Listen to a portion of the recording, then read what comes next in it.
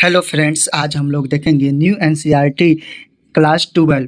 Class कितना 12 history, जो काफ़ी इम्पोर्टेंट है सभी एग्जामों की दृष्टिकोण से। तो हम लोग न्यू एनसीईआरटी का हिस्ट्री चैप्टर हड़प्पा सभ्यता को देखेंगे। इसमें हम लोग ईंटें, मनके क्या होता है, तो माला बनाने का काम में जो आता है उसे मनके तथा अस्थियाँ को देखेंगे। काफ़ी इम्पोर्टेंट है हड़प्पा सभ्यता से। तो स्टार्ट करते हैं।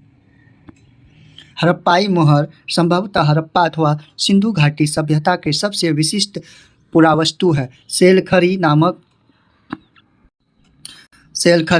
यानी एक तरह का मुहर होता था।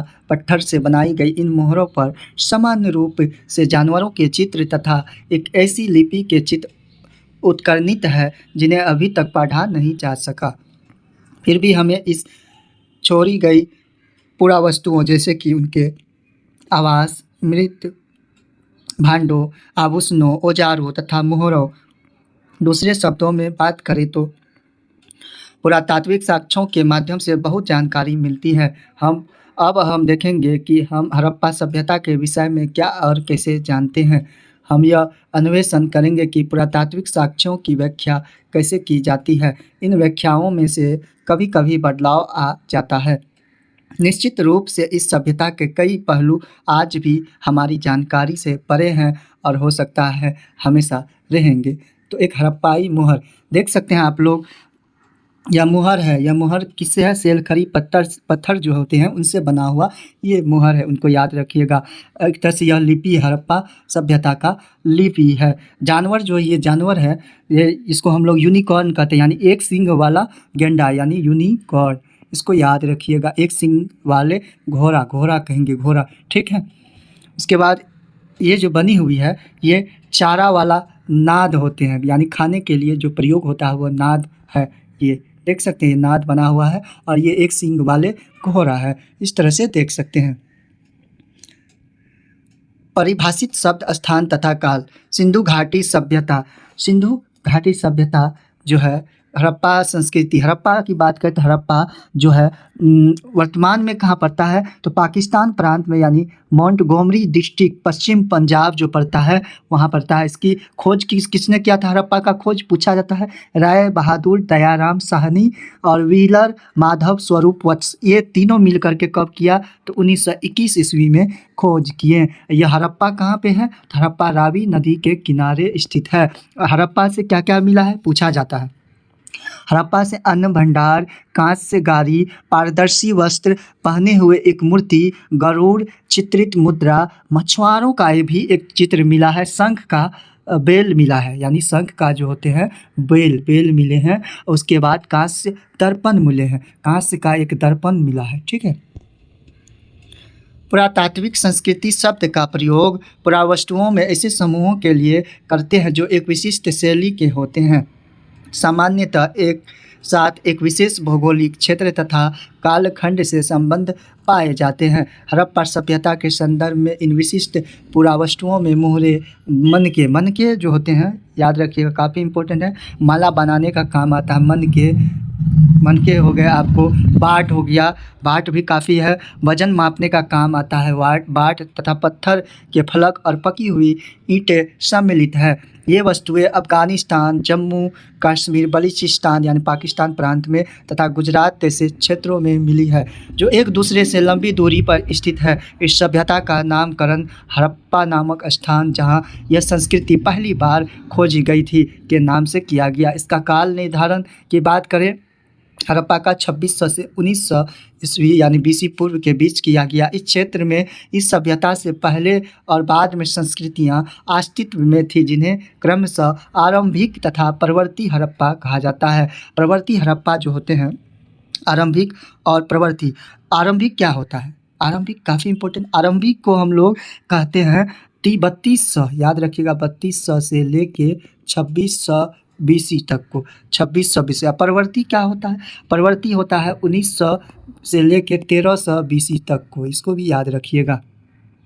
इस संस्कृतियों में हड़प्पा सभ्यता को अलग करने के लिए कभी कभी इस विकसित हड़प्पा संस्कृति भी कहा जाता है। यहाँ देख सकते हैं आप लोग, ये है आपको मनके, ये मनके जो है माला बनाने का काम आता है।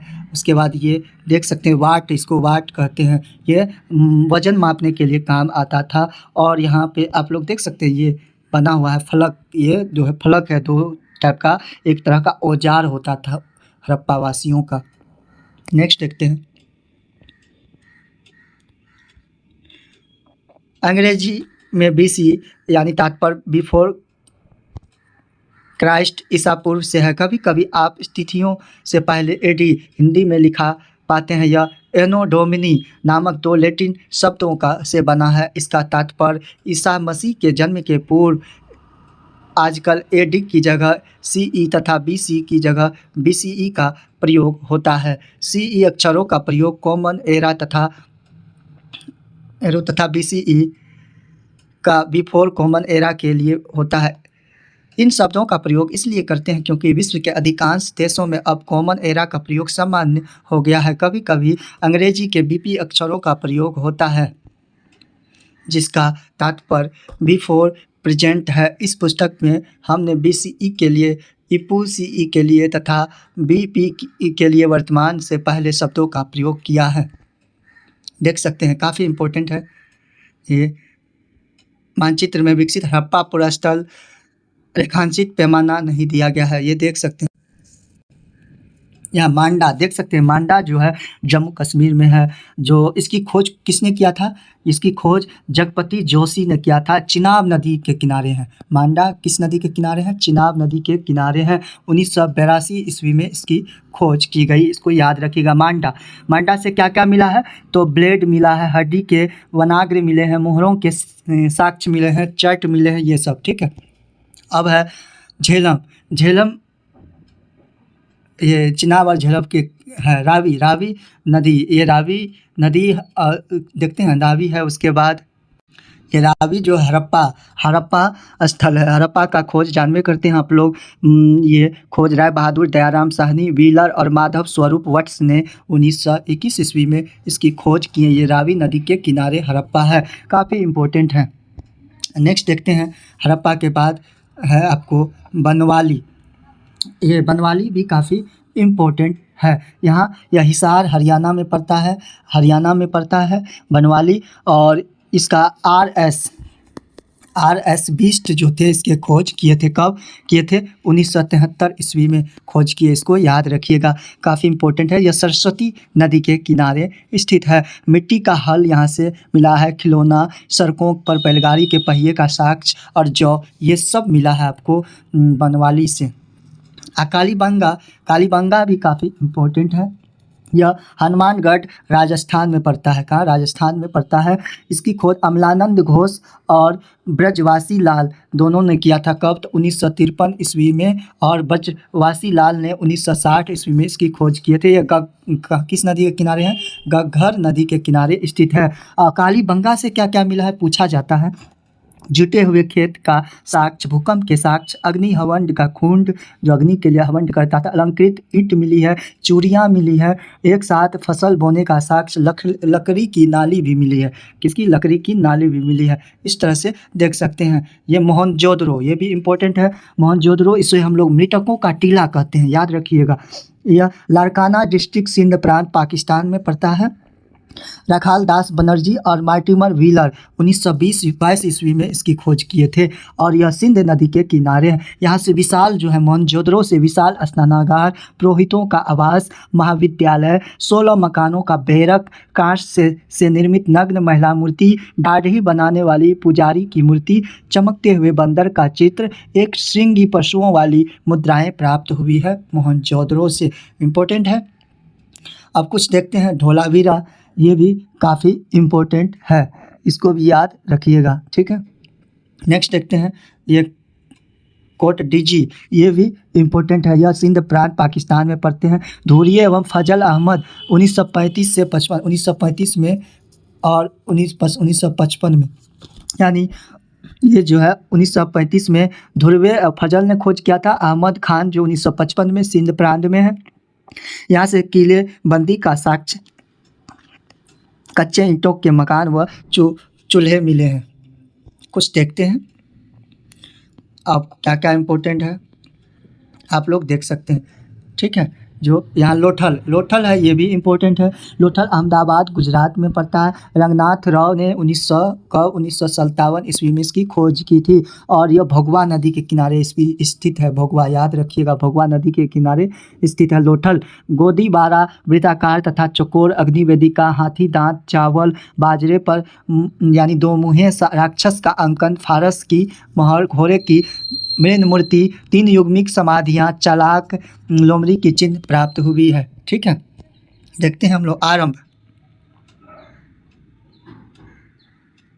इस क्षेत्र में विकसित हड़प्पा से पहले भी कई संस्कृतियां अस्तित्व में थी। यह संस्कृति अपनी विशिष्ट मृदभान शैली से संबंधित थी तथा इनके संदर्भ में हमें कृषि, पशुपालन तथा कुछ शिल्पकारी के साक्ष्य भी मिलते हैं। बस्तियां आमतौर पर छोटी होती थी, इनमें बड़े आकार की स्ट्रक्चर लगभग 9 के बराबर थी। कुछ स्थलों पर बड़े पैमानों पर इलाकों में जलाए जाने के संकेतों से तथा कुछ अन्य स्थलों के त्याग दिए जाने से ऐसा प्रतीत होता है कि आरंभिक हड़प्पा तथा हड़प्पा सभ्यता के बीच क्रमबद्ध थी। देख सकते हैं निर्वाह के तरीके क्या थे। देखा गया कि विकसित हड़प्पा संस्कृति कुछ ऐसे स्थानों पर पनपी जहाँ पहले आरंभिक हड़प्पा संस्कृतियाँ अस्तित्व में थी। इस संस्कृतियों में कई तत्व जिनमें निर्वाह के तरीके शामिल हैं समान थे। हड़प्पा सभ्यता के निवासी कई प्रकार के पेड़ पौधे से प्राप्त उत्पाद और जानवरों के, जिनमें मछली भी शामिल है, से प्राप्त भोजन करते थे। जले अनाज के दानों तथा बीजों के खोज के पुरातात्विक आहार संबंधी आदतों के विषय में जानकारी प्राप्त करने में सफल हो पाए हैं। इनका अध्ययन पूरा वनस्पति करते हैं, जो प्राचीन वनस्पतिक के अध्ययन होते हैं। नेक्स्ट देखते हैं कि विशेषज्ञों होते हैं। हड़प्पा स्थलों से मिले अनाज के दानों में गेहूँ, जौ, दाल, सफ़ेद चना तथा तिल शामिल है। बाजरे के दाने गुजरात के स्थलों से प्राप्त हुए हैं। बाजरे काफ़ी इंपॉर्टेंट है। चावल के दाने अपेक्षाकृत कम पाए। गुजरात में क्या था? लोथल, याद रखिएगा। लोथल जो था भगवा नदी के किनारे। हड़प्पा स्थलों से मिली जानवरों की हड्डियों में मवेशियों, भेड़, बकरी, भैंस तथा सुअरों की हड्डियां शामिल है। पूरा प्राणी विज्ञानियों अथवा जीव पुरातत्वविदों द्वारा किए गए अध्ययनों से संकेत मिलता है कि ये सभी जानवर पालतू थे, मुख्य रूप से डोमेस्टिक थे। जंगली प्रजातियों जैसे बरा, सुअर, हिरन तथा घड़ियाल की हड्डियां भी मिली है। हम यह नहीं जान पाए कि हड़प्पा निवासी स्वयं इन जानवरों का शिकार करते थे अथवा अन्य आखेट काफ़ी इम्पोर्टेंट है। जो शिकार करने वाला उसे हम लोग आखेट कहते हैं। समुदायों का इनका मांस प्राप्त करते और मछली तथा पक्षियों की हड्डियां भी मिली है। देख सकते हैं ये सब सिसवल, सिंध, दम सादात, कोटडीजी। ये कोटडीजी जो है ये पाकिस्तान प्रांत में है, यहाँ काफ़ी इम्पोर्टेंट है। आमरी नाल, इस तरह से आप लोग देख सकते हैं। कृषि प्रौद्योगिकी टेक्नोलॉजी क्या थी? हालांकि अनाज के दानों से कृषि के संकेत मिलते हैं, पर वास्तविक कृषि विधियों के विषय में स्पष्ट जानकारी मिलना कठिन है। क्या जुते हुए खेतों में बीजों का छिड़काव किया जाता था? मोहरों पर किए गए रेखांकन तथा मृण मूर्तियाँ इंगित करती है। इस वृषभ के विषय में जानकारी थी कि इस आधार पर पुरातत्वविद यह मानते हैं कि खेत जोतने के लिए बैलों का प्रयोग होता था। साथ ही चोलिस्तान के कई स्थलों और बनवाली जो है हरियाणा, ये भी काफ़ी इम्पोर्टेंट है, इसको याद रखिएगा।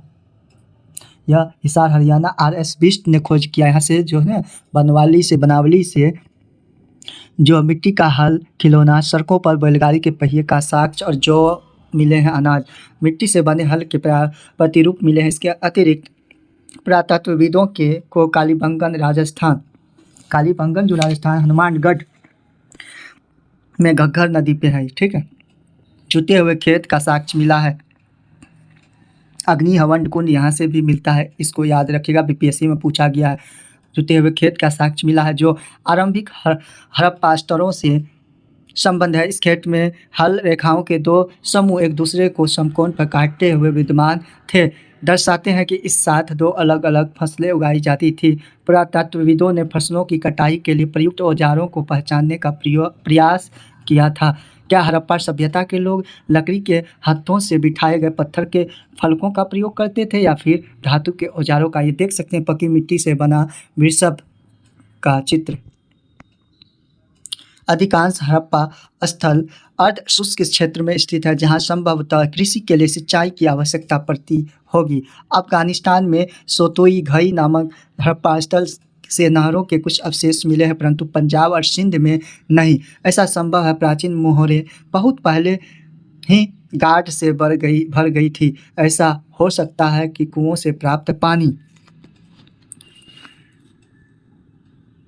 पानी प्रयोग सिंचाई के लिए किया जाता था। इसके अतिरिक्त धोलावीरा कहाँ है? गुजरात। जो धोलावीरा, ये भी इम्पोर्टेंट है, गुजरात में धोलावीरा मिले जलाशयों का प्रयोग संभवतः कृषि के लिए जल संचयन हेतु किया जाता था।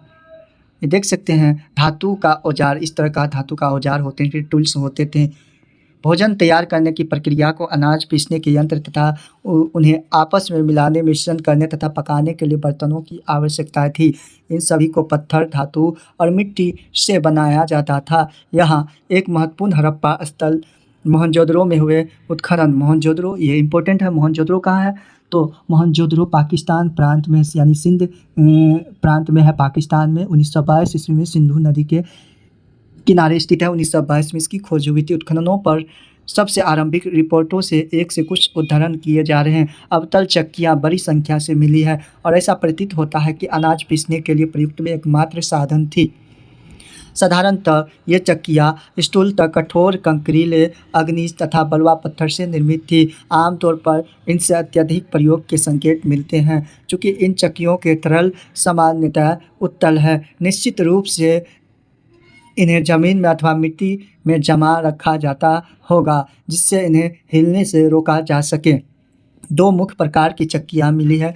एक वे है जिन पर एक दूसरा छोटा पत्थर आगे पीछे चलाया जाता था जिससे निचला पत्थर खोखला हो गया, तथा दूसरी वे हैं जिनका प्रयोग संभवतः केवल सालन या तरी बनाने के लिए जड़ी बूटियों तथा मसालों को कूटने के लिए किया जाता था।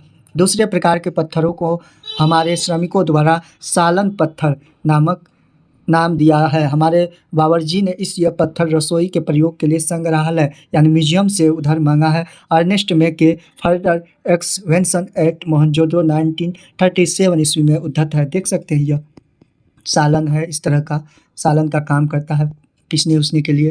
पुरातात्विक वर्तमान समय की तुलनाओं से यह समझने का प्रयास करते हैं कि प्राचीन पुरावस्तुएं किस प्रकार प्रयोग में लाई जाती है। मेके खोजी गई वस्तुओं की तुलना आजकल की चक्कियों से, ये काफ़ी इम्पोर्टेंट है, चक्कियों से कर रहे थे। देख सकते हैं ये आप लोग यहाँ स्टेयर बना हुआ सीढ़ी धोलावीरा में मिला जलाशय, उसके राजगीर कार्य पर ध्यान दीजिए। जलाशय है, इतना बड़ा है। मोहनजोदड़ो देखेंगे, काफ़ी इम्पोर्टेंट है मोहनजोदड़ो। अब आता है बात मोहनजोदड़ो की। तो मोहनजोदड़ो जो है यह लारकाना डिस्ट्रिक्ट सिंध प्रांत पाकिस्तान में स्थित है। इसकी खोज लाखाल दास बनर्जी और मार्टिमर व्हीलर 1922 ईस्वी में खोज की है। यह सिंधु नदी के किनारे स्थित है। अब पूछा जाता है मोहनजोदड़ो से क्या क्या प्राप्त हुए, तो विशाल स्नानागार, पुरोहितों का आवास, महाविद्यालय यानी यूनिवर्सिटी, 16 मकानों का बैरक, कांच से निर्मित नग्न महिला की मूर्ति, दाढ़ी वाले पुजारी की मूर्ति, चमकते हुए बंदर का चित्र, एक श्रृंगी पशु वाली मुद्राएं प्राप्त हुई है। देखते हैं संभवतः हड़प्पा सभ्यता का सबसे अनूठा पहलू शहरी केंद्रों का विकास था। यह शहरी केंद्र था।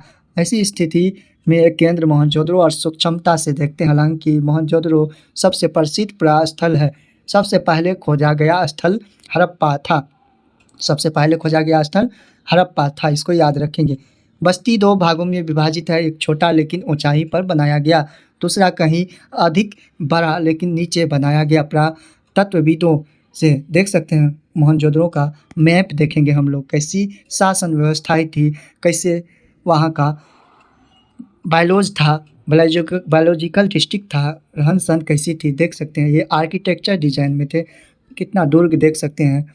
ये आप लोग एकल क्षेत्र यानी डीकेसी नामक ये क्षेत्र खोजा गया था। सब आर्किटेक्ट्स की तरह डिजाइन है, देख सकते हैं। ऐसा नगर व्यवस्थाएं थी, काफ़ी अच्छी व्यवस्थाएं थी। नक्शे पर रोमन लिपि के अक्षर पर विधिक पुरावित के नामों का संकेत करते, जिन्हें मोहनजोदड़ो के विविध क्षेत्रों से खुदाई करवाई गई।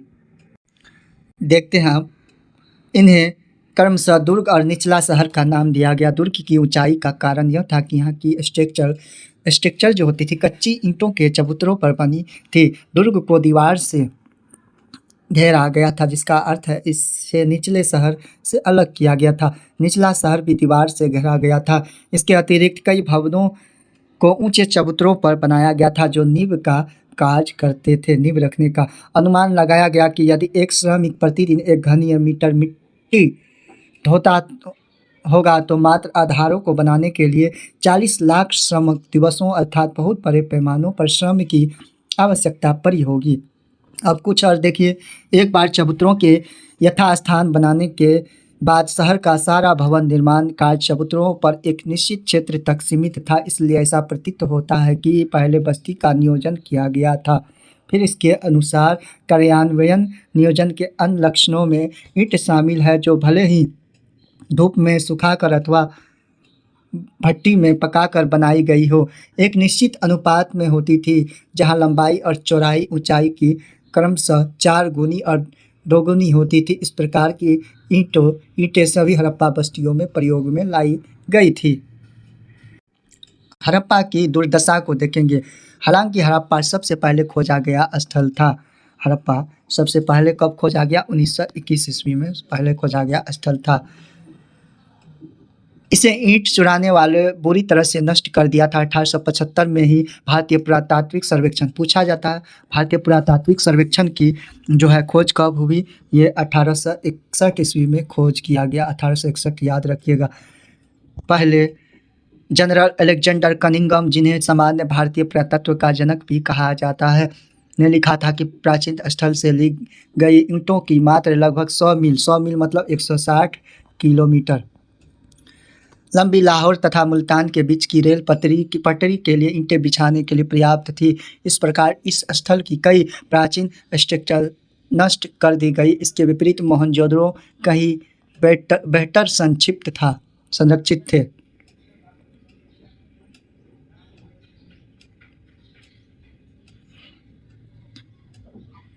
निचला शहर दीवार से घेरा गया। इसके अतिरिक्त कई भवनों को ऊंचाई चबूतरों पर, ये तो हम लोग पढ़ लिए। अब नालों का निर्माण देखते हैं, क्या नाले का निर्माण व्यवस्था कैसी थी, वहाँ उस टाइम क्या आर्किटेक्चर कैसी थी। अभी से भी काफ़ी डेवलप थे। हड़प्पा शहरों की सबसे अनूठी विशिष्टताओं में से एक ध्यानपूर्वक नियोजित जल निकास प्रणाली थी। यदि आप निचले शहर के नक्शे को देखते हैं तो आप यह जान पाएंगे कि सड़कों तथा गलियों को लगभग एक ग्रिड पद्धति यानी ग्रिड सिस्टम में बनाया गया था। एक दूसरे को समकोण काटती थी, यानी एक दूसरे के ऊपर समकोण काटती थी। ऐसा प्रतीत होता है कि पहले नालियों के साथ गलियों को बनाया गया था, फिर उनके अगल बगल आवासों का निर्माण किया गया था। यदि घरों के गंदे पानी को गलियों की नलियों से जोड़ना था तो प्रत्येक घर की कम से कम एक दीवार का गली से सटा होना आवश्यक था। देखते हैं मोहनजोदड़ो की एक नाली और इसके विशाल प्रवेश द्वार। ये प्रवेश द्वार है, देख सकते हैं। हालांकि अधिकांश हड़प्पा बस्तियों में एक छोटा ऊंची पश्चिमी तथा एक बड़ा लेकिन निचला पूर्वी भाग है। इस नियोजन में विविधताएं भी थी। धोलावीरा तथा लोथल, धोलावीरा और लोथल ये भी इम्पोर्टेंट है। लोथल कहाँ है? तो लोथल गुजरात में है, भगवा नदी के किनारे। इसको याद रखिएगा। स्थलों पर पूरी बस्ती किलेबंद थी तथा शहरों के कई हिस्से भी दीवारों से घेर कर अलग किए गए थे। लोथल में दुर्ग दीवार से घिरा तो नहीं था, कुछ ऊंचाई पर बनाया गया था। देख सकते हैं। गृह स्थापत्य क्या थी? मोहनजोदड़ो का निचला शहर आवासीय भवनों के उदाहरण प्रस्तुत करता है। इनमें से एक आंगन पर केंद्रित थे, जिसके चारों ओर कमरे बने थे। संभवतः आंगन खाना पकाने और कटाई करने जैसी गतिविधियों का केंद्र था। खास तौर से गर्म और शुष्क मौसम में यहाँ का एक अन्य रोचक पहलू लोगों द्वारा अपनी एकांतता को दिया जाने वाला महत्व था। भूमि तल पर बनी दीवारों में खिड़कियां नहीं है। इसके अतिरिक्त मुख्य द्वार से आंतरिक भाग अथवा आंगन का सीधा अवलोकन नहीं होता है। इस हर घर ईंटों के फर्श से बना हुआ था। कहाँ? तो मोहनजोदड़ो में। अपना एक स्नान घर होता था, जिसकी नलियाँ नालियाँ जो होती थी दीवार के माध्यम से सड़क की नलियों से जुड़ी हुई थी। कुछ घरों में दूसरे तल या छत पर जाने हेतु बनाई गई सीढ़ियों के अवशेष मिले हैं। कई आवासों में कुएं जो अधिकांशतः एक ऐसे कक्ष में बनाए गए जिससे बाहर से आया जा सकता था, जिनका प्रयोग संभवतः राहगीरों मुसाफिरों के द्वारा किया जाता था। विद्वानों ने अनुमान लगाया कि मोहनजोदड़ो में कुओं की कुल संख्या 700 थी। काफ़ी इंपॉर्टेंट है, बीपीएससी में पूछा गया है। अब तक खोजी गई प्राचीनतम प्रणाली। नालियों के विषय में जो थे में के लिखते हैं, निश्चित रूप से यह अब तक खोजी गई सर्वथा संपूर्ण प्राचीन प्रणाली है। हर आवास गली की नालियों से जोड़ा गया। मुख्य नाले गारे में जमाई गई ईंटों से बने और इन्हें ऐसी ईंटों से ढका गया जिन्हें सफाई के लिए हटाया जा सके। कुछ स्थानों पर ढकने के लिए चूना पत्थर की पट्टियां का प्रयोग किया गया। घरों को नालियाँ पहले एक होदी या मलकुंड में खाली होती थी जिसमें ठोस पदार्थ जमा होता था, यानी वेस्टिंग पदार्थ, और गंदा पानी गीली नालियों से बह जाता था। और बहुत लंबे नालों में कुछ अंतरालों पर सफाई के लिए होदियाँ बनाई गई थी। यह पुरातत्व का एक अजूबा ही है कि मलबे मुख्यतः रेत के छोटे यानी बालू के छोटे छोटे ढेर सामान्यतः निकासी के नालों के अगल बगल पड़े मिले, जो दर्शाते हैं कि नालों की सफाई के बाद कचरे को हमेशा हटाया नहीं जाता था। अर्नेस्ट में के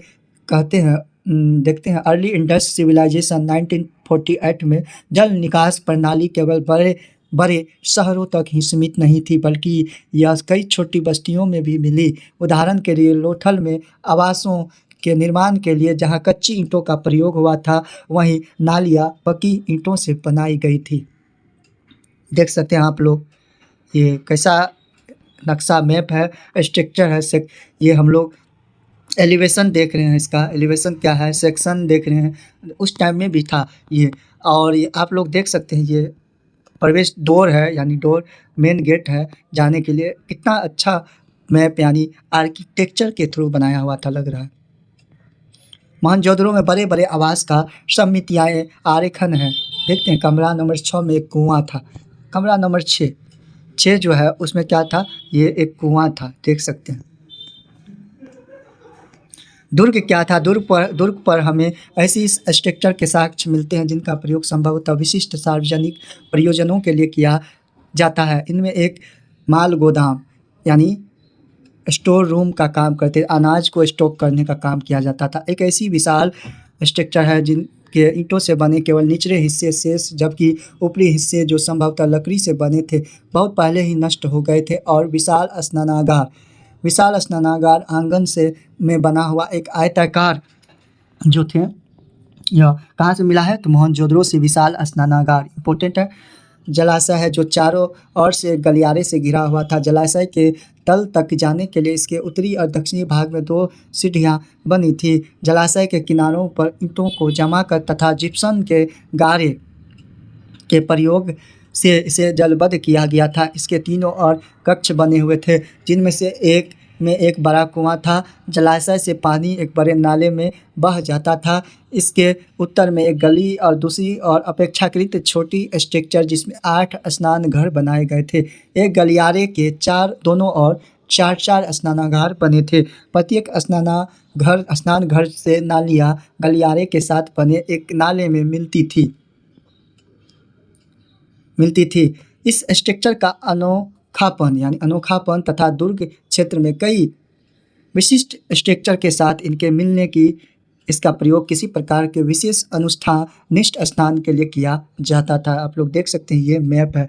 मैप कितना सुंदर मैप बनाया हुआ था ठीक है। सामाजिक भिन्नताओं का अवलोकन क्या था, देखते हैं। समाधान,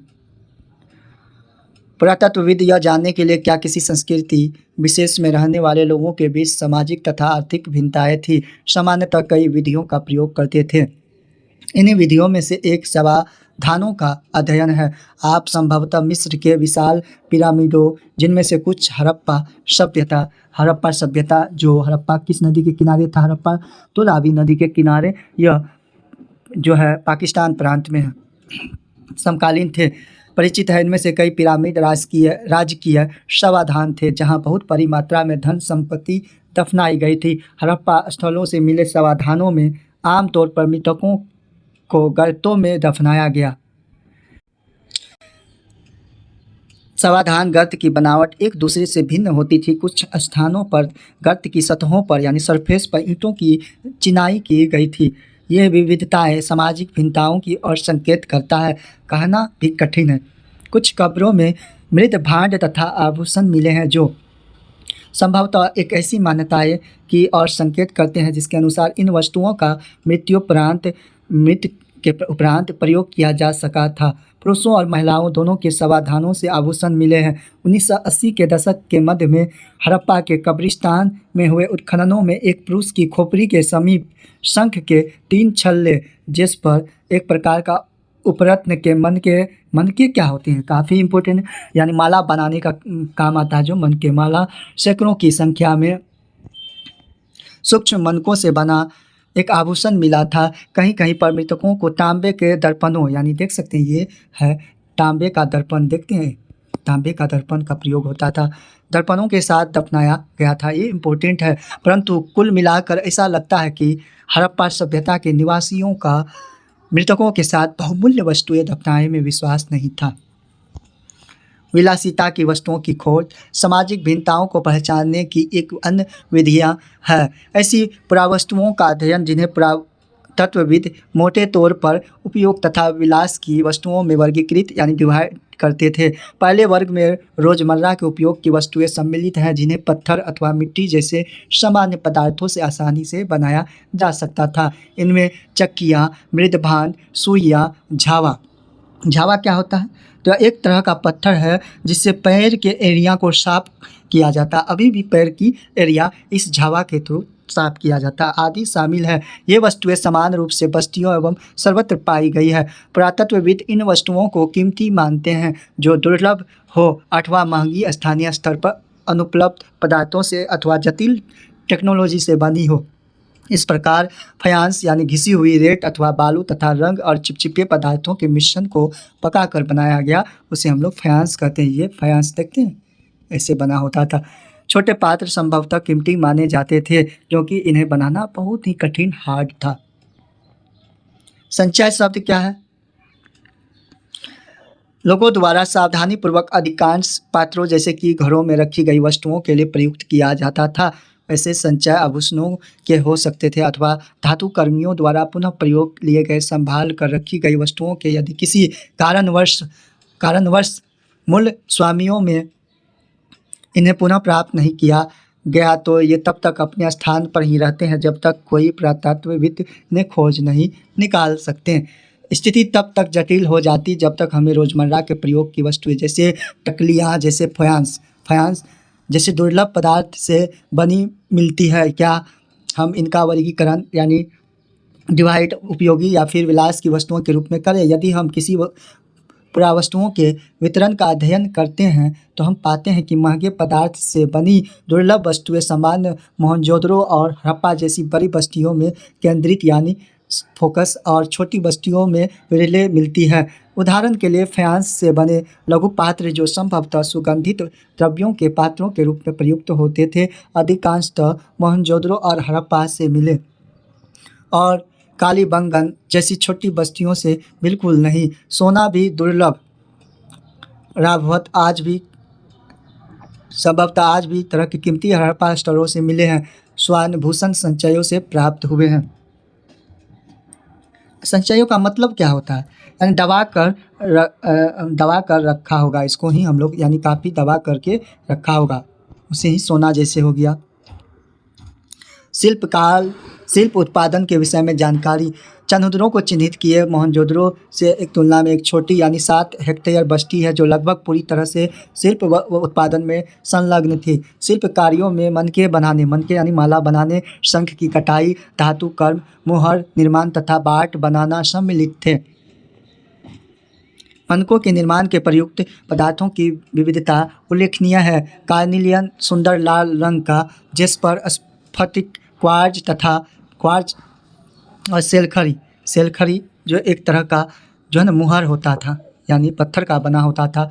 पत्थर, तांबा, कांसा और सोने जैसी धातुएं तथा शंख, फायांस और पकी मिट्टी सभी का प्रयोग मनके बनाने यानी माला बनाने में किया जाता था। कुछ मनके 2 या उससे अधिक पत्थरों को आपस में जोड़कर बनाए जाते थे और कुछ सोने के टोप वाले पत्थर के होते थे।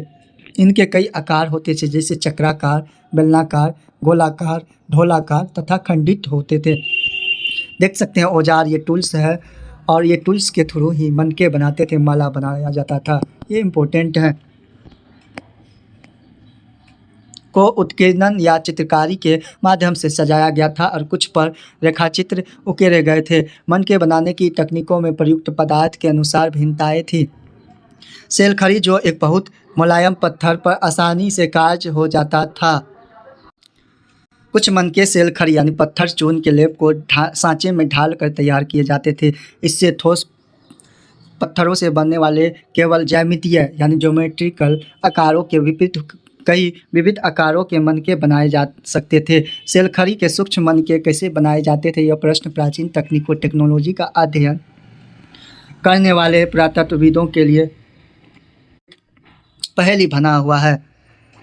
पुरातत्वविद द्वारा किए गए प्रयोगों में यह दर्शाया कि कार्नेलियस का लाल रंग, पीले रंग के कच्चे माल तथा उत्पादन के विभिन्न चरणों के मनकों को आग में पकाकर प्राप्त किया जाता था। पत्थर के पिंडों को पहले अपरिष्कृत आकारों से तोड़ा जाता था और फिर बारीकी से सल्क निकाल कर इन्हें अंतिम रूप दिया जाता था।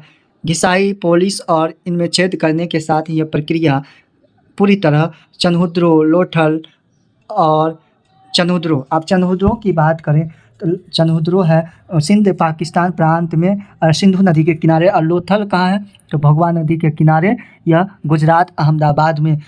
धोलावीरा से छेद करने, ये जो है धोलावीरा से छेद करने के विशेष उपकरण मिले हैं। देख सकते हैं आप लोग, मिट्टी से बनी पुरावस्तुएं मृत भांड, इनमें से कई पुरावस्तुएं दिल्ली के राष्ट्रीय संग्रहालय यानी म्यूजियम लोथल का स्थानीय, लोथल कहाँ, गुजरात अहमदाबाद, स्थानीय म्यूजियम में देखी जा सकती है। नागेश्वर, ये काफ़ी इंपॉर्टेंट, नागेश्वर कहाँ पड़ता है तो गुजरात में। बालाकोट, पाकिस्तान को चिन्हित करते हुए आप पाएंगे कि दोनों बस्तियाँ समुद्र तट के समीप स्थित है। ये शंख से बनी वस्तुएं जिसमें चूड़ियाँ, करछियाँ और पच्ची कारी की वस्तुएं सम्मिलित है के निर्माण के लिए विशिष्ट केंद्र जहां से यह माल दूसरी बस्तियों तक ले जाया जाता था। इसी प्रकार यह संभवतः चनहुद्रो जो है यह सिंध प्रांत पाकिस्तान में है। यह इसकी खोज 1931 ईस्वी में अर्नेस्ट मेके और एनजी मजुमदार ने किया था। मनके बनाने का कारखाना चनहुद्रो से है। पूछा जाता है बिल्ली का पीछा करते हुए कुत्ता का साक्ष्य। लिपस्टिक जो होते हैं, लिपस्टिक भी चनहुद्रो से मिला है। उसके बाद काजल मिला है, पाउडर मिला है, मुद्रा मिला है, ये सब ठीक है। लोथल से तैयार माल मोहनजोदड़ो और हड़प्पा जैसे बड़े शहरों में केंद्रित तक लाया जाता था। शिल्प उत्पादन के केंद्रों की पहचान के लिए पुरातत्वविद सामान्य निम्नलिखित को ढूंढते हुए प्रस्तर पिंड, पूरे शंख तथा तांबा अयस्क जैसा कच्चा माल, औजार, अपूर्ण वस्तुएं त्याग दिया गया और माल कूड़ा करकट, देख सकते हैं यहाँ तक कि कूड़ा करकट शिल्प कार्य से सबसे अच्छे संकेतकों में से एक है। उदाहरण के लिए, एग्जाम्पल के लिए, यदि वस्तुओं के निर्माण के लिए शंख अथवा पत्थर को काटा जाता है तो पदार्थों के टुकड़े कूड़े के रूप में उत्पादन के स्थान पर फेंक दिए जाते हैं। कभी कभी बड़े बेकार टुकड़ों को छोटे आकार की वस्तुएं बनाने के लिए प्रयोग किया जाता था, परंतु बहुत छोटे टुकड़े को कार्यस्थल पर ही छोड़ दिया जाता था। ये टुकड़े इस और संकेत करते हैं कि छोटे विशिष्ट केंद्रों और अतिरिक्त मोहनजोदड़ो तथा हड़प्पा जैसे बड़े शहरों में भी शिल्प उत्पादन का कार्य किया जाता था। देख सकते हैं तांबे और कांसे के बर्तन, ये तांबा और ये कांसा का बर्तन है। माल प्राप्त करने वाले संबंधित नीतियाँ क्या थी, जैसा कि स्पष्ट है कि शिल्प उत्पादन के लिए कई प्रकार के कच्चे माल का प्रयोग होता था। हालांकि कुछ जैसे कि मिट्टी स्थानीय स्तर पर उपलब्ध था, कुछ अन्य जैसे पत्थर, लकड़ी और धातु जलोढ़क मैदान से बाहर क्षेत्रों में मंगाने पड़ते थे। बैलगाड़ियों के मिट्टी से बने खिलौने के प्रतिरूप संकेत करते थे। यह सामान तथा लोगों के लिए स्थल मार्गों द्वारा परिवहन का एक महत्वपूर्ण साधन था। संभवतः सिंधु तथा इसकी उपनदियों के बगल में बने नदी मार्गों और मार्ग यानी दिशा, साथ ही तटीय मार्गों का भी प्रयोग किया जाता था। उपमहाद्वीपीय तथा उसके आगे से आने वाला माल, हड़प्पावासी शिल्प उत्पादन हेतु माल प्राप्त करने के लिए कई तरीके अपनाते थे। एग्जाम्पल के लिए उन्होंने नागेश्वर, ये नागेश्वर गुजरात और बालाकोट में जहाँ शंख आसानी से उपलब्ध था, बस्तियाँ स्थापित की। ऐसे ही कुछ अन्य स्थल जैसे सुदूर अफगानिस्तान में शोट भई और अत्यंत कीमती माने जाने वाले नीले रंग के पत्थर, लाजवर्ड मणि सबसे अच्छे स्रोत के निकट स्थित तथा लोथल गुजरात भोगवा नदी, कार्निलियन गुजरात में भरूच सेलखरी पत्थर था। एक तरह का दक्षिण राजस्थान तथा उत्तरी गुजरात से धातु राजस्थान से स्रोतों के निकट स्थित था। कच्चा माल प्राप्त करने की एक अन्य नीति पॉलिसी थी। राजस्थान के खेतरी काफ़ी इंपॉर्टेंट है, आंचल तांबे के लिए तथा दक्षिण भारत सोने के लिए, जैसे दक्षिण भारत वगैरह कर्नाटक हो गया, क्षेत्रों में अभियान भेजना। इन अभियानों के माध्यम से स्थानीय समुदायों के साथ संपर्क स्थापित किया गया था। इन इलाकों में यदा कदा मिलने वाली हड़प्पाई पुरावस्तुएं जैसे संपर्कों को संकेतन है। खेतरी राजस्थान क्षेत्र में मिले साक्ष्य को पुरातत्वविदों में गणेश्वर जोधपुरा संस्कृति के नाम दिया। इस संस्कृति में विशिष्ट मृत भांड हड़प्पाई मृत भांडों से भिन्न थे तथा यहाँ तांबे की वस्तुओं की असाधारण संपदा मिली थी। ऐसी संभवतः इस क्षेत्र के निवासी हड़प्पा सभ्यता के लोगों को तांबा भेजते थे। या देख सकते हैं कैस्पियन सागर इम्पोर्टेंट है। कैस्पियन सागर कौन कौन देश पड़ता है, इसका ठीक याद रखिएगा। तारिक TARIK तारिक। टी से हो गया आपको तुर्कमेनिस्तान, ए से हो गया अजरबैजान, उसके बाद तुर्कमेनिस्तान, फिर तुर्कमेनिस्तान, ईरान, कजाकिस्तान। इस तरह से इसको याद रखिएगा। कैस्पियन सागर में ये देख सकते हैं, ये सब ओमान का है। मगान जो है ये ओमान का क्षेत्र है, ओमान हो गया ये। इस तरह से आप लोग देख सकते हैं। मेहुला जो हड़प्पा क्षेत्र के लिए प्रयुक्त एक शब्द होता है। नाविकों का देश इसको कहते हैं, मेहुला। आगे हम लोग देखेंगे नाविकों का देश हड़प्पा सिंध प्रांत वगैरह में है। हड़प्पा पाकिस्तान में पड़ता है, पश्चिमी पंजाब। आप लोग देख सकते हैं रोग के सुदूर क्षेत्रों से संपर्क। हाल में ही हुई पुरातात्विक खोजें इंगित करती है कि तांबा संभवतः अरब प्रायद्वीपीय के दक्षिण पूर्व छोर पर स्थित ओमान से भी लाया जाता था। रासायनिक विश्लेषण दर्शाते हैं कि ओमानी तांबे तथा हड़प्पाई पुरावस्तुओं दोनों में निकेल के अंश मिले हैं और दोनों के साझा उद्भव की ओर संकेत करते हैं। संपर्क के और संकेत मिलते हैं कि एक विशिष्ट प्रकार का पात्र अर्थात एक बड़ा हड़प्पाई मर्तबान जिसके ऊपर काली मिट्टी की एक मोटी परत चढ़ाई गई थी, ओमानी स्थलों से मिला है। ऐसी मोटी परतें तरल पदार्थों के रिसाव को रोक देती है। हमें यह नहीं पता कि इन पात्रों में क्या रखा जाता था, पर यह संभवतः है कि हड़प्पा सभ्यता के लोग इनमें रखे सामान का ओमानी तांबा से विनिमय करते थे, यानी आदान प्रदान करते थे। ठीक है, ये देख सकते हैं ओमान में मिला एक हड़प्पाई मर्तबान, ये देख सकते हैं। इस तरह से यह लिपि है, इसका लिपि यहाँ देख सकते हैं। ये दिया हुआ हड़प्पाई का, ये एक सिंग वाला घोड़ा वगैरह नाट, और ये लिपि वगैरह आप लोग रोक के देख सकते हैं। तीसरी सहस्राब्दी शताब्दी ईस्वी पूर्व में दिनांकित मेसोपोटामिया के लेखों में मगान जो थे ओमान में था। ओमान के लिए प्रयुक्त नाम था। नामक क्षेत्र से तांबे के आगमन के संदर्भ में मिलते हैं। यहाँ का रोचक बात यह है कि मेसोपोटामिया के स्थलों से मिले तांबे में भी निकेल के अंश मिले हैं। लंबी दूरी के संपर्कों की ओर संकेत करने वाले अन्य पुरातात्विक खोजों में हड़प्पाई मोहरे बाट जो चट नामक पत्थर का बना होता था, यानी ये बाट जो होते थे तोलने का काम करता था, पास से तथा मन के जो माला बनाने का काम करते थे शामिल है। इस संदर्भ में यह देखना महत्वपूर्ण है कि मेसोपोटामिया के लेख दिलमुन संभवतः बहरीन द्वीप मगान जो थे ओमान वगैरह में, तथा मेहुला ये भी इम्पोर्टेंट है। मेहुला हड़प्पा क्षेत्र के लिए प्रयुक्त शब्द था जो नाविकों का देश कहते थे। संभवतः हड़प्पाई क्षेत्र के लिए प्रयुक्त शब्द नामक क्षेत्रों से संपर्क की जानकारी मिलती है। यह लेख मेहुला से प्राप्त निम्नलिखित उत्पादों का उल्लेख करते हैं। कार्निलियन, लाजवन, मणि, तांबा, सोना तथा विविध प्रकार की लकड़ियाँ मेहुला के विषय में एक प्रकार के मेसोपोटामियाई मिथक यह बताता है कि तुम्हारा पक्षी आज किसको, मोर को कहते थे। हाजा हाजा किसको कहते थे, पक्षी। हाजा पक्षी मोर को आवाज़ राजप्रसाद सुनाई दे। कई पुरातात्विक का मानना है कि हाजा पक्षी मोर था। क्या यह नाम आपने आवाज़ से मिला था? ऐसा संभवतः है कि ओमान, बहरीन और मेसोपोटामिया से संपर्क सामुद्रिक मार्ग था। मेसोपोटामिया के लेख मेहुला को नाविकों का देश कहते हैं। इसके अतिरिक्त हम मोहरों पर जहाज़ों और नावों का चित्रण करते हैं। यह देख सकते हैं आप लोग, यह मेसोपोटामिया की एक विशिष्ट बेलनाकार मुहर है, परंतु इस पर बना कुबरदार वृषभ का चित्र सिंधु क्षेत्र से लिया गया। सिंधु क्षेत्र से बहरीन में मिली गोलाकार फारस की खारी प्रकार की मुहर, कभी कभी हड़प्पाई चित्र मिलते हैं। रोचक तथा यह कि दिलमुन की स्थानीय बाट हड़प्पाई मानक का अनुसरण। बाट क्या होता है? यह चट नामक पत्थर का बना तोलने के लिए होता था। यह नौ के चित्र वाली मुहर देखते हैं, ये नौ का चित्र बना हुआ मुहर इस तरह से देख सकते हैं। ये लिपि है, ये लिपि है। मोहरे, लिपि तथा बाट। मोहरे और मुद्रांकन। मोहरों के मुद्रांकनों का प्रयोग लंबी दूरी के संपर्कों को सुविधाजनक बनाने के लिए होता था। कल्पना कीजिए कि सामान से भरा एक थैला एक स्थान से दूसरे स्थान तक भेजा गया। उसका मुख रस्सी से बांधा गया और गांठ पर थोड़ी गीली मिट्टी जमा कर एक या अधिक मोहरों से दबाया गया, जिससे मिट्टी पर मोहरों की छाप पड़ गई। यदि इस थैले के आपने गंतव्य स्थानों पर पहुंचने तक मुद्रांकन अक्षुण्ण रहा तो इसका अर्थ था कि थैले के साथ किसी प्रकार की छेड़छाड़ नहीं की गई।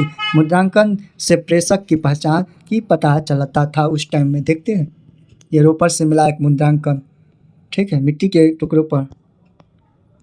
एक रहस्यमय लिपि। सामान्यतः हड़प्पाई मोहरों पर एक पंक्ति में एक लिखा है जो संभवतः मालिक के नाम व पदवी को दर्शाता है, पद को दर्शाता है। विद्वानों ने यह सुझाव भी दिया था कि इन पर बना चित्र आमतौर पर एक जानवर यानी अनपढ़ लोगों को सांकेतिक रूप से इसका अर्थ बताता था। अधिकांश अभिलेख संक्षिप्त है। सबसे लंबे अभिलेख के लगभग 26 चिन्ह हैं, याद रखिएगा। हालांकि यह लिपि आज तक पढ़ी नहीं जा सकी, पर चित्रित निश्चित रूप से यह वर्णामलीय, जहाँ प्रत्येक चिन्ह एक स्वर अथवा व्यंजक को दर्शाता है, नहीं था, क्योंकि इसमें चिन्हों की संख्या कहीं अधिक है। लगभग 375 से 400 के बीच थे चिन्ह। ऐसा प्रतीत होता है कि यह लिपि दाईं से बाईं ओर लिखी जाती थी, क्योंकि इस मोहरों पर दाईं और चौड़ा अंतराल और बाईं और यह संकुचित, जिससे लगता है कि उत्कर्णिन ने दाईं ओर से लिखी गई आरंभ किया और बाद में बाईं स्थान पर कम पड़ गया।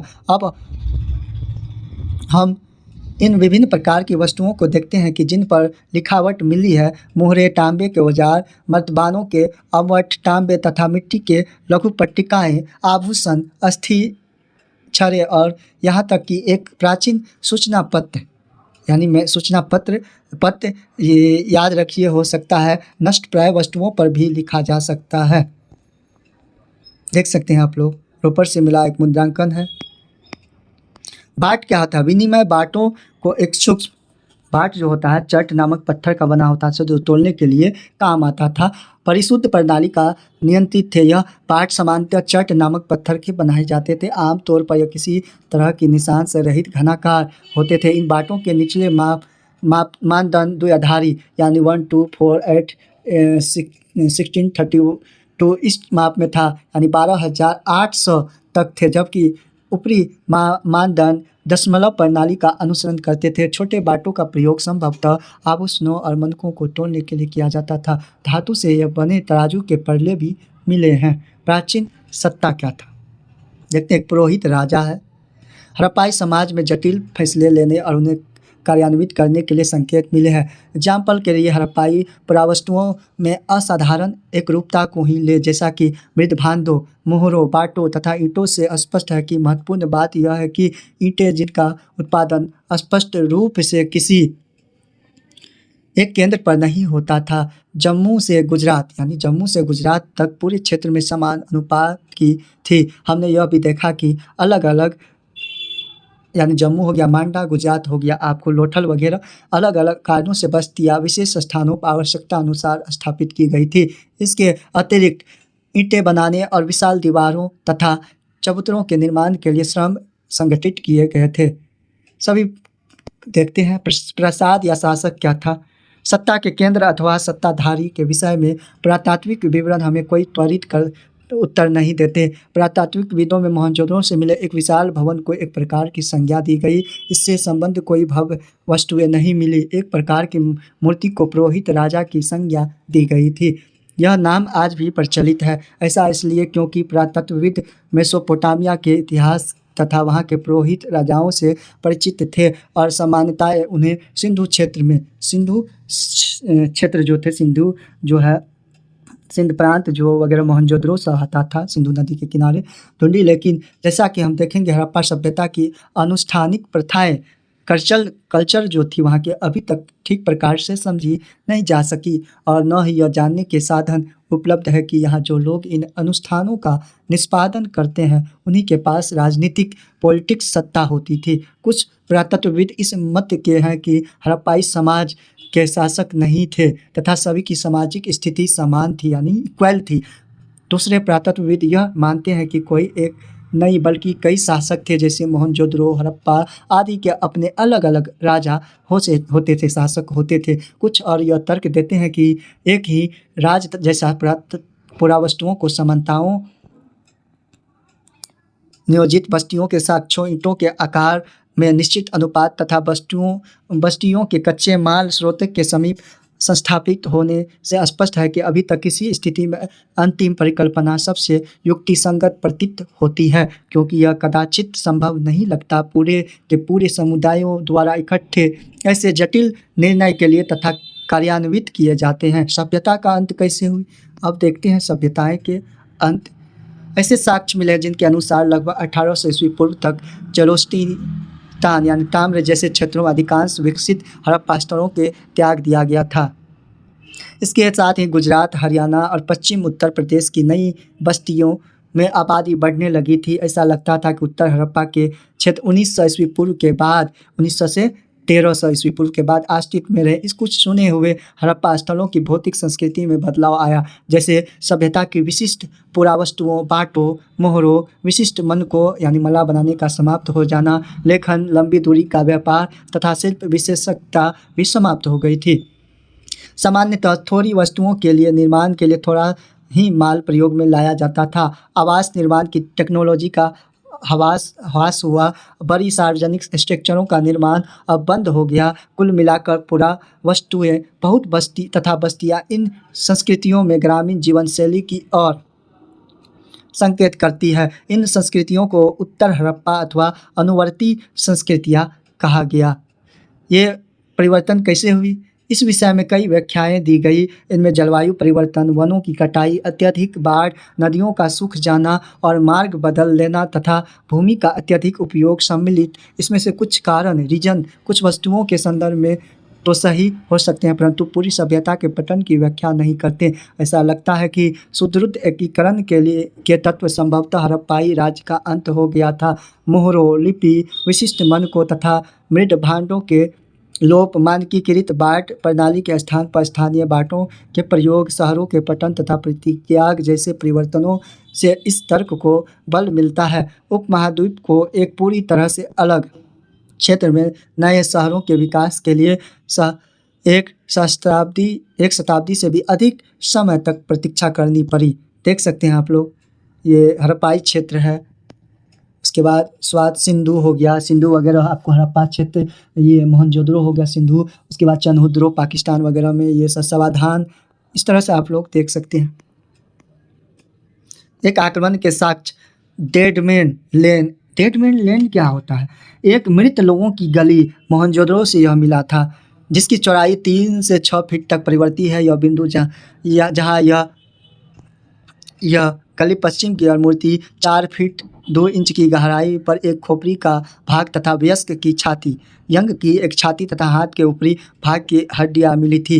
ये सभी बहुत भुरभुरी अवस्था में थी। यह धड़ पीठ के बल गली में आरा पड़ा हुआ था। पश्चिम की ओर 15 इंच की दूरी पर एक छोटी खोपड़ी के एक टुकड़े थे। इस गली का नाम इन्हीं अवशेषों पर आधारित थे। John Marshall Mohenjodaro and the Indus civilisation 1931 ईस्वी में उद्धत 1925 के मोहनजोदड़ो के इसी भाग से 16 लोगों के अस्थि पंजर इन आभूषणों के सहित मिले थे जो इन्होंने मृत्यु के समय पहने हुए थे। बहुत समय पश्चात 1947 के REM व्हीलर ने, जो भारतीय पुरातात्विक सर्वेक्षण के तत्कालीन डायरेक्टर जनरल थे, इन पुरातात्विक साक्ष्यों का उपमहाद्वीप में ज्ञात प्राचीनतम ग्रंथ ऋग्वेद के साक्ष्यों से संबंध स्थापित करने का प्रयास किया। इन्होंने लिखा, ऋग्वेद में पुर शब्द का उल्लेख है जिसका अर्थ है प्राचीर, किला या गड्ढा। आर्यों द्वारा युद्ध के देवता इंद्र को पुरंदर अर्थात गढ़ विध्वंस कहा गया। ये दुर्ग कहाँ है? पहले यह माना गया था कि ये मिठक मात्र थे। हड़प्पा में हाल ही में हुए उत्खननों में मानव परिदृश्य बदल गया। यहाँ हम मुख्यतः अनार्य प्रकार की एक बहुत विकसित सभ्यता पाते हैं जिसमें अब प्राप्त जानकारी के अनुसार विशाल किलेबंदियों की गई थी। यह सुदृढ़ रूप से स्थिर सभ्यता कैसे नष्ट हो सका? जलवायु संबंधी आर्थिक, इकोनॉमिक्स अथवा राजनीतिक भाष में कमज़ोर किया गया हो, पर अधिक संभावना इस बात की है कि जानबूझकर तथा बड़े पैमानों पर किए गए विनाश ने इन्हें अंतिम रूप से समाप्त कर दिया। यह मात्र संयोग ही नहीं हो सकता है कि मोहनजोदड़ो के अंतिम चरण में आभास होता है।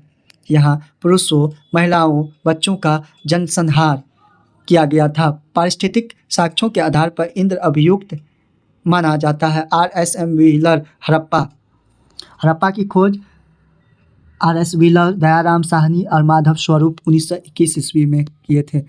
ठीक है।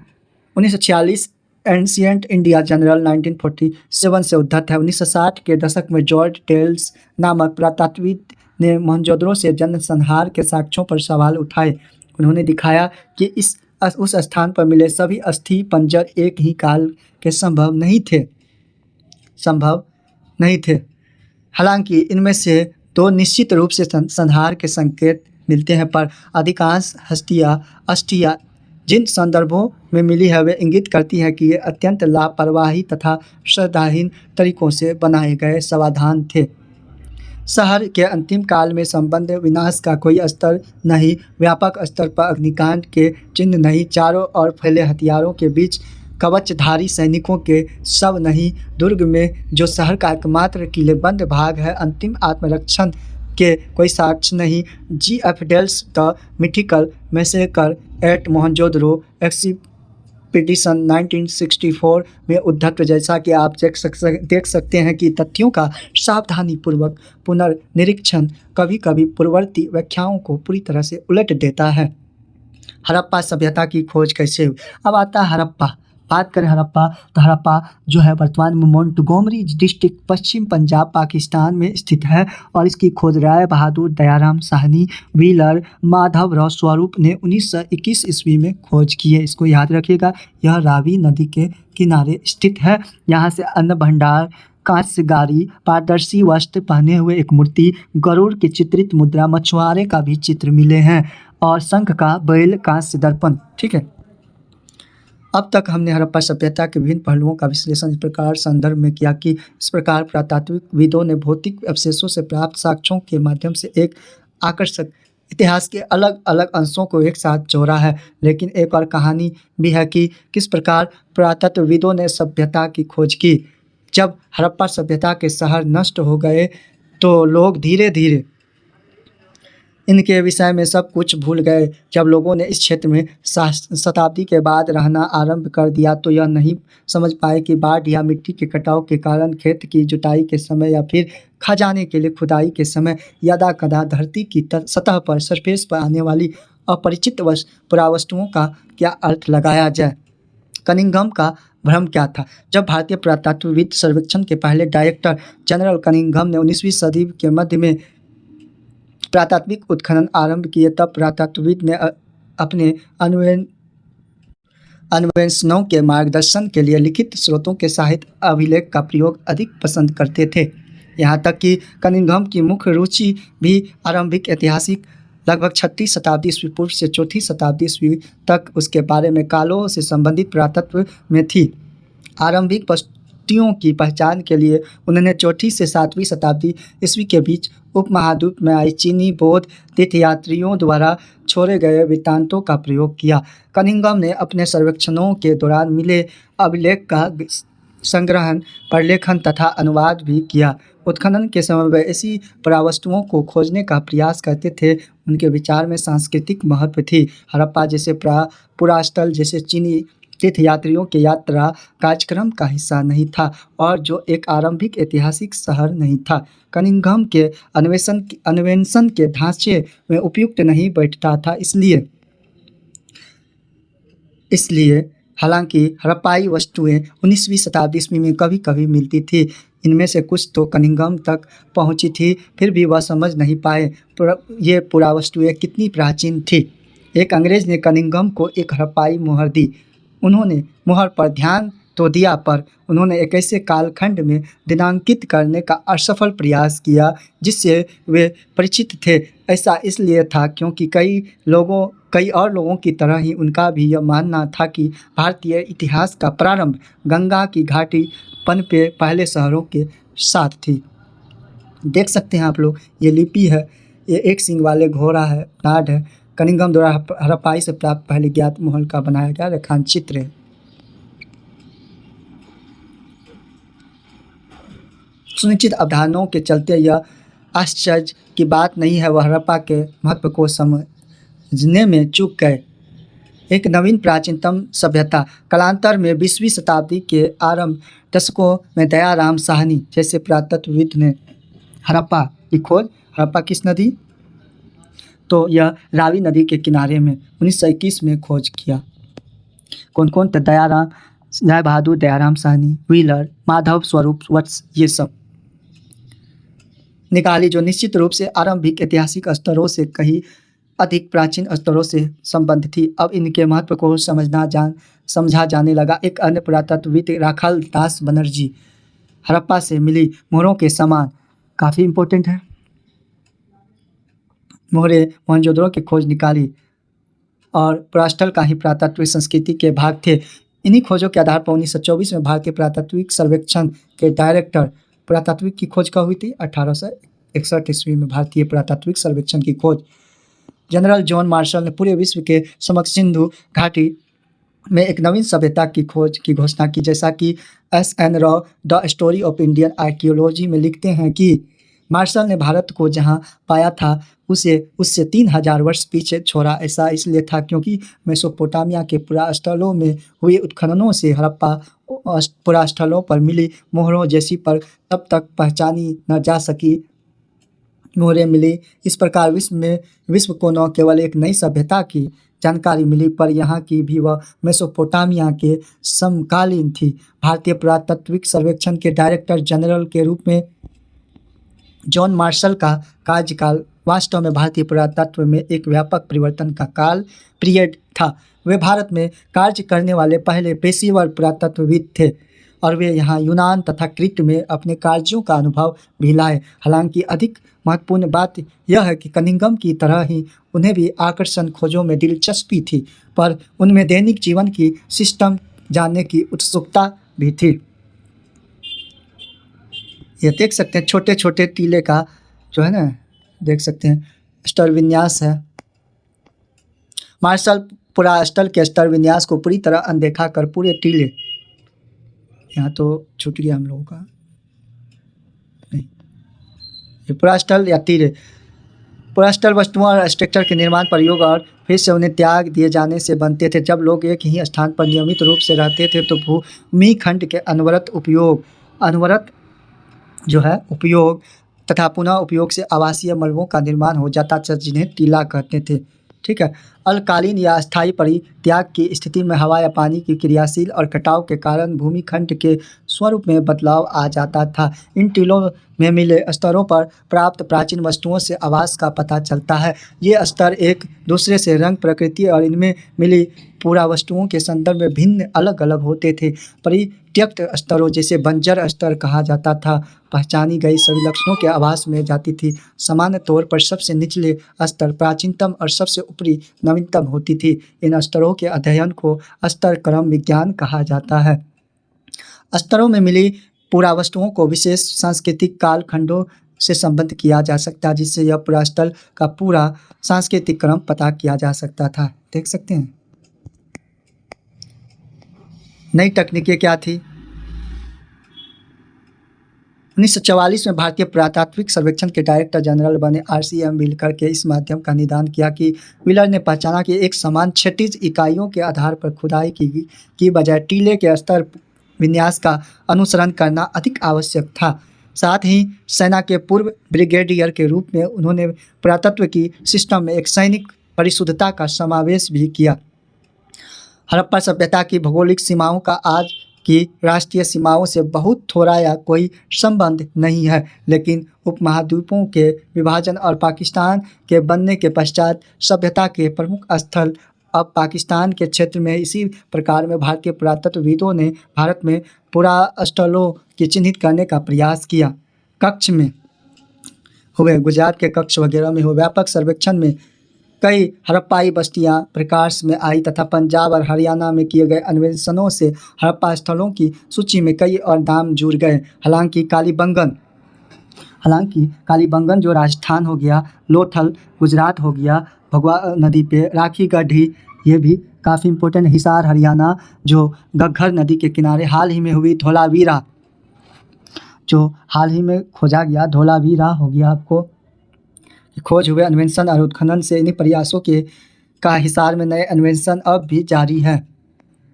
इन दशकों में नए प्रश्न महत्वपूर्ण हो गए हैं। यहाँ कुछ पुरातत्वविद आमतौर पर सांस्कृतिक उपक्रम का पता लगाने के इच्छुक रहते हैं, वही कुछ और विशेष स्थलों की भौगोलिक स्थिति के पीछे निहित कारणों को समझने का प्रयास करते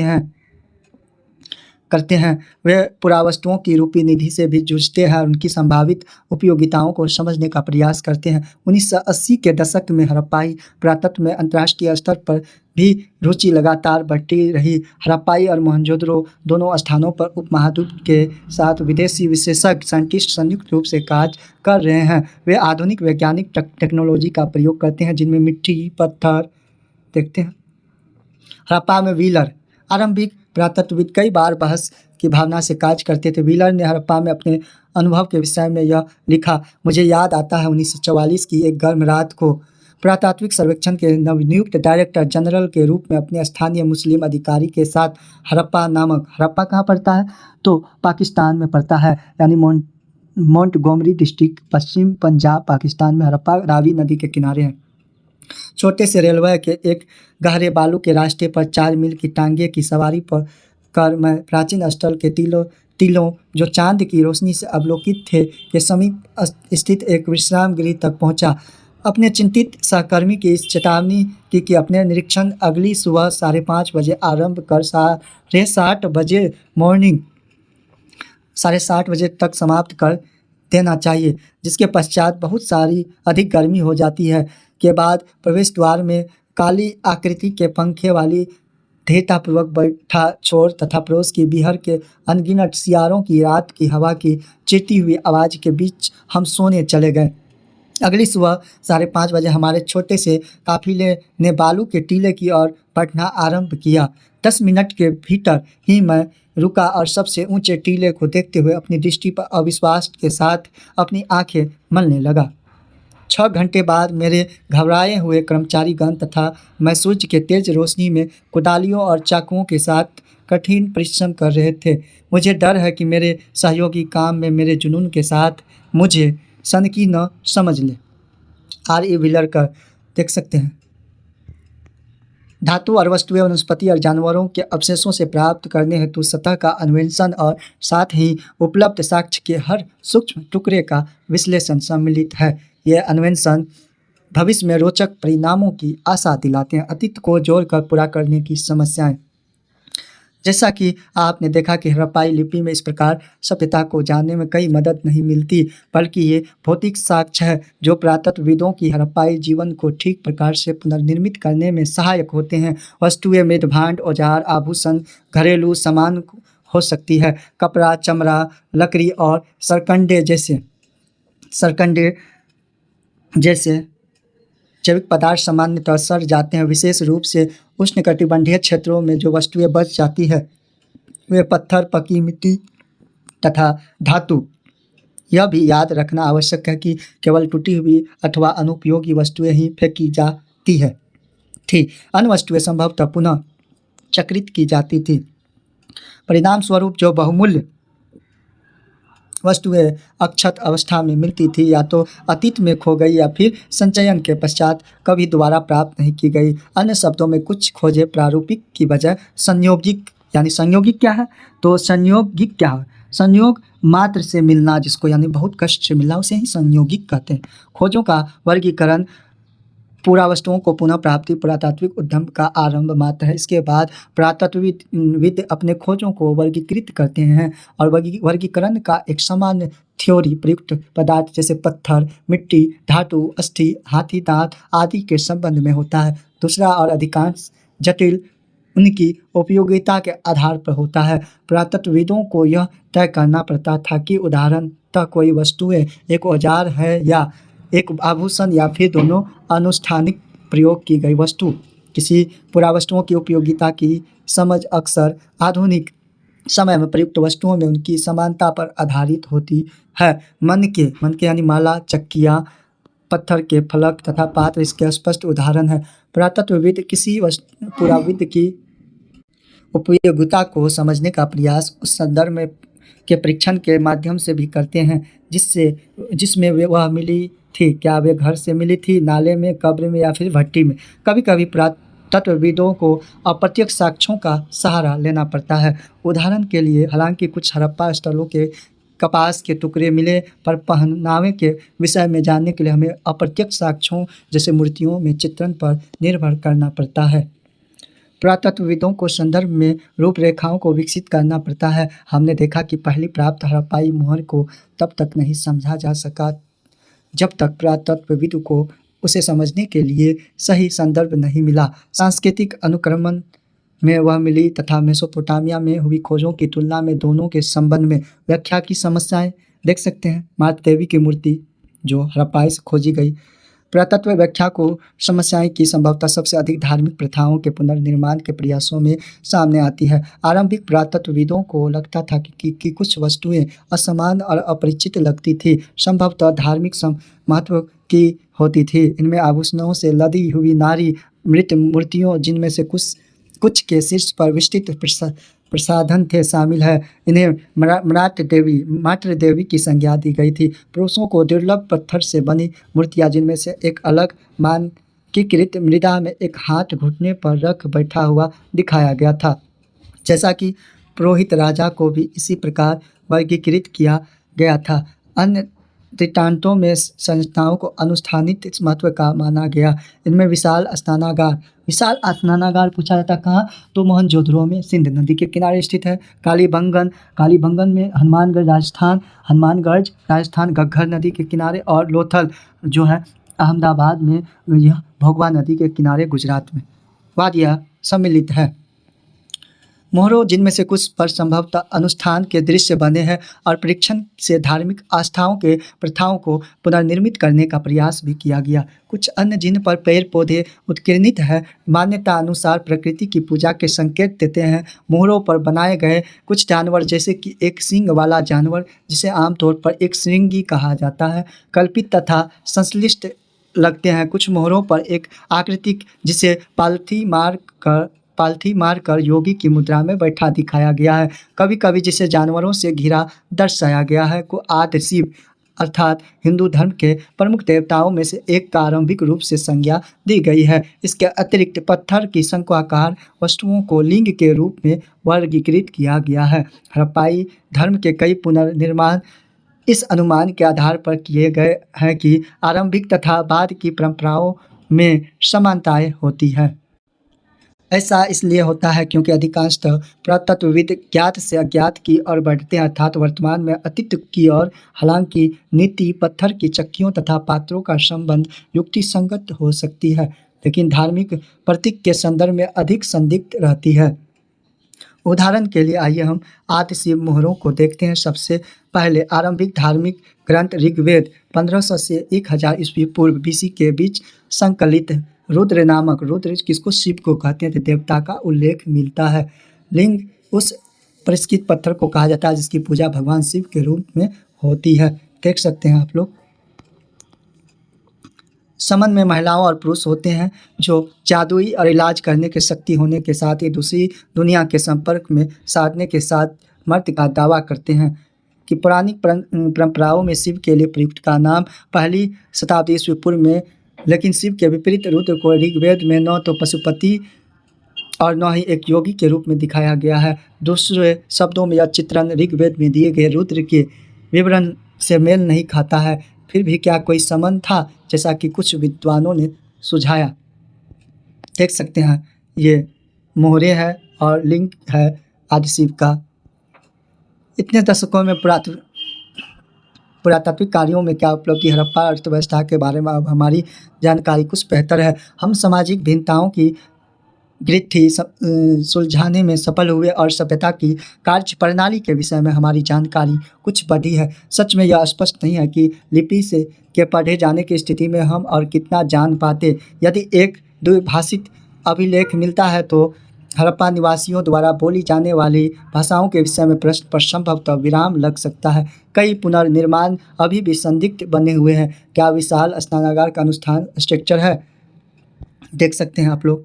सबसे आरंभिक उत्खनन में के इन पत्थरों के विषय में यह कहते हैं, लाजवर्म, मणि, जेस्पर, जालसेडनी तथा अन्य पत्थरों से बने छोटे आकार के शंकुओं से जो सुंदरता से तराशे और तैयार किए गए थे तथा जो 2 इंच से भी कम ऊंचाई के थे को लिंग भी माना गया। दूसरी तरफ यह भी संभव है कि इनका प्रयोग पट्टों पर खेले जाने वाले खेलों में होता था। अर्नेस्ट मैके अर्ली इंडस सिविलाइजेशन 1948 में देख सकते हैं। इस तरह से आइए तो हम लोग देखते हैं कुछ पुरातात्विक प्रमुख कालखंड।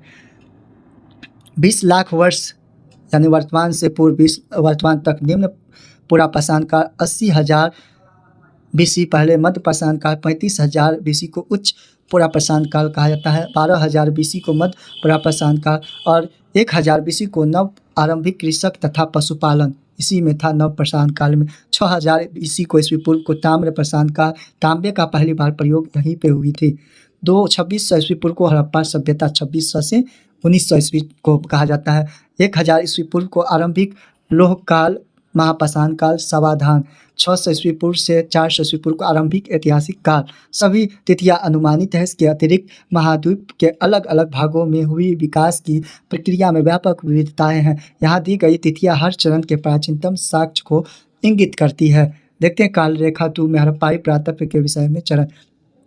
1875 में हड़प्पाई मोहर पर कनिंघम की रिपोर्ट आई। पहली 20वीं शताब्दी 1921 में माधव स्वरूप वट्स द्वारा हड़प्पा के उत्खननों का खोज किया गया। किसके द्वारा? तो माधव स्वरूप, व्हीलर और दयाराम साहनी के द्वारा। 1921 में हड़प्पा किस नदी के किनारे है? तो यह रावी नदी के किनारे। 1925 में मोहनजोदड़ो से उत्खननों का प्राप्त हुआ। मोहनजोदड़ो किस नदी के किनारे है? तो सिंधु नदी के किनारे है। 1946 में REM व्हीलर द्वारा हड़प्पा में उत्खनन। 1955 में SR राव द्वारा लोथल में खुदाई का आरंभ। लोथल कहाँ है? तो यह गुजरात में है, भोगवा नदी के किनारे है। 1960 में BB लाल तथा BK ठापर के नेतृत्व में कालीबंगन में उत्खननों का आरंभ। 1974 में MR मुगल द्वारा बहावलपुर में अन्वेषणों का आरंभ। 1980 में जर्मन इटावली संयुक्त दल द्वारा मोहनजोदड़ो में सतह अन्वेषणों का आरंभ। 1986 में अमेरिकी दल द्वारा हड़प्पाई उत्खननों का आरंभ। हड़प्पा जो रावी नदी के किनारे है। 1990 में RS बिष्ट द्वारा धोलावीरा जो है ये भी काफ़ी इम्पोर्टेंट है। धोलावीरा उत्खनन का आरंभ हुआ। इस तरह से आज हम लोग देख सकते हैं आप लोग, यह जो है उसका हड़प्पाई काल का है ये अस्थि। देखते हैं उसका दिशा हड़प्पाई सावधान है। ठीक है, ये सावधान है, ये स्ट्रक्चर है, दिशा है, बताया गया है कैसे था। ठीक है, इस तरह से अगर आप लोगों को वीडियो अच्छा लगे तो कृपया चैनल को सब्सक्राइब कर देंगे। कृपया आप लोग सपोर्ट करें। Thanks for watching. जय हिंद, जय भारत।